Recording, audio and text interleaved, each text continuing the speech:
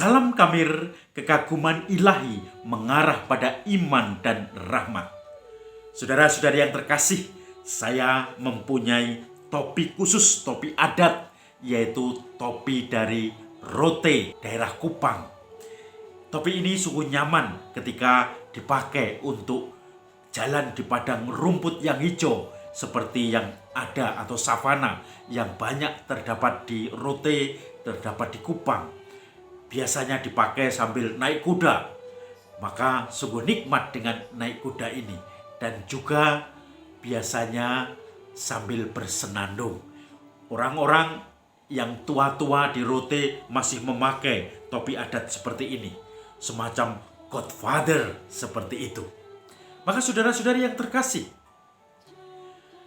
bicara tentang godfather, saya teringat tentang Bapak Abraham. Injil hari ini berbicara tentang pertengkaran atau perselisihan antara Yesus dengan orang-orang Yahudi, orang-orang Farisi, mereka yang terancam kedudukannya karena banyak orang percaya kepada Yesus. Maka mereka semakin ngotot, tidak mau melihat hal-hal positif yang dikerjakan oleh Yesus, mukjizat-mukjizat. Mata mereka sudah tertutup oleh kebaikan Yesus, tetapi mereka hanya melihat segala keburukan Yesus tanpa alasan. Mereka mengatakan, "Bapa kami itu Bapa Abraham, maka kami bukan budak, kami anak dari Abraham, kami orang merdeka." Tapi Yesus mengatakan, "Kalau bapamu Abraham, kamu pasti melaksanakan kehendak apa yang saya ucapkan, saya ajarkan. Kamu percaya dan melaksanakan. Tetapi kamu tidak melaksanakan. Padahal Abraham melaksanakan kehendak Tuhan. Tetapi kamu tidak melaksanakan. Kamu bukan anak Abraham. Tetapi kamu melaksanakan apa yang dilakukan oleh bapa-bapamu sendiri." Saudara-saudari yang terkasih, ketegangan semakin memuncak. Sampai godfather-nya orang Israel, orang Yahudi, Bapak Abraham, diangkat, ditarik, dilibatkan dalam perselisihan itu. Orang Yahudi merasa bangga dengan Bapak Abraham. Memang Bapak Abraham ini awal mula cikal bakal bangsa terpilih dengan tanah terjanji adalah Abraham.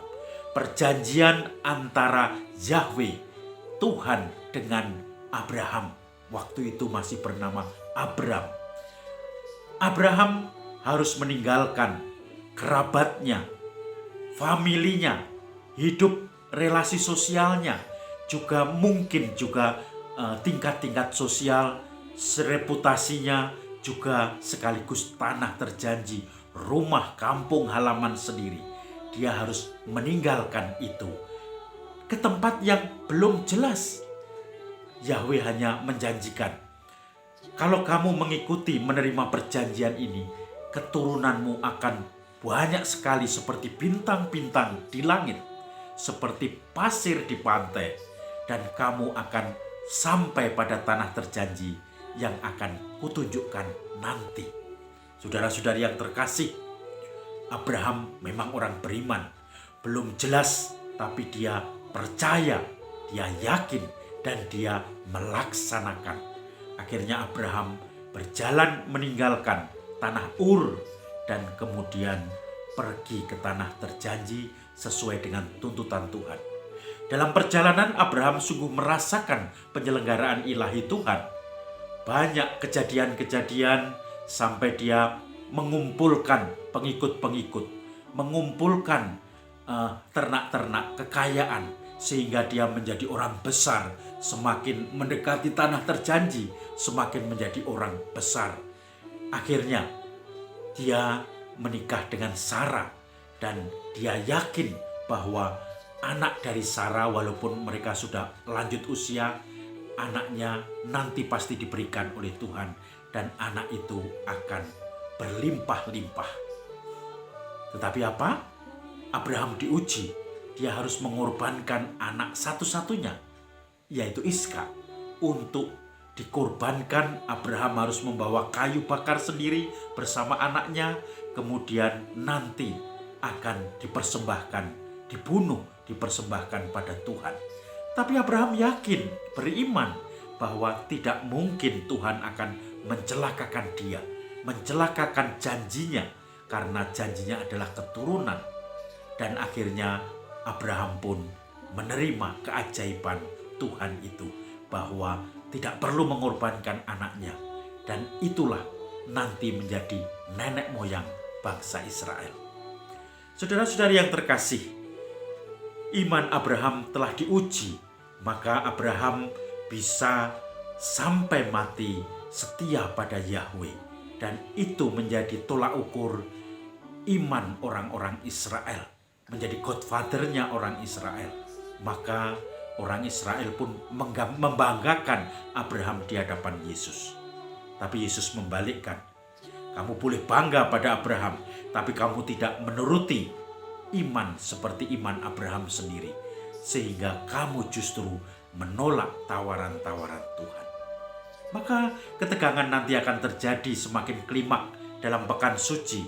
Dan Yesus yang dieluk-elukan pada saat Minggu Palma akan disalibkan di pekan itu juga oleh mereka-mereka itu. Dan itulah puncak dari kesetiaan Yesus sendiri sampai disalib, supaya bisa menyelamatkan kita semua yang seperti Abraham meneladan kesetiaan imannya. Saudara-saudari yang terkasih, Yesus yang bertentangan dengan orang-orang Yahudi selalu punya prinsip bahwa kehendak Bapanya yang harus didahulukan. Dia tidak mungkin mundur dari seluruh pengabdian dan kesetiaannya. Dia harus maju terus untuk menyelesaikan misinya, yaitu menyerahkan diri untuk menyelamatkan umat manusia. Maka saudara-saudari yang terkasih, kita hanya bisa merenungkan cinta Tuhan itu. Seperti Abraham, beriman, percaya, seperti godfathernya orang Israel ini, selalu menunjukkan semuanya demi kemuliaan Tuhan.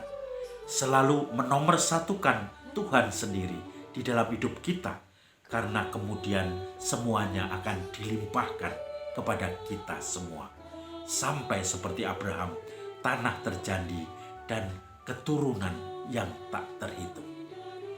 Salam Kamir, kekaguman ilahi mengarah pada iman dan rahmat.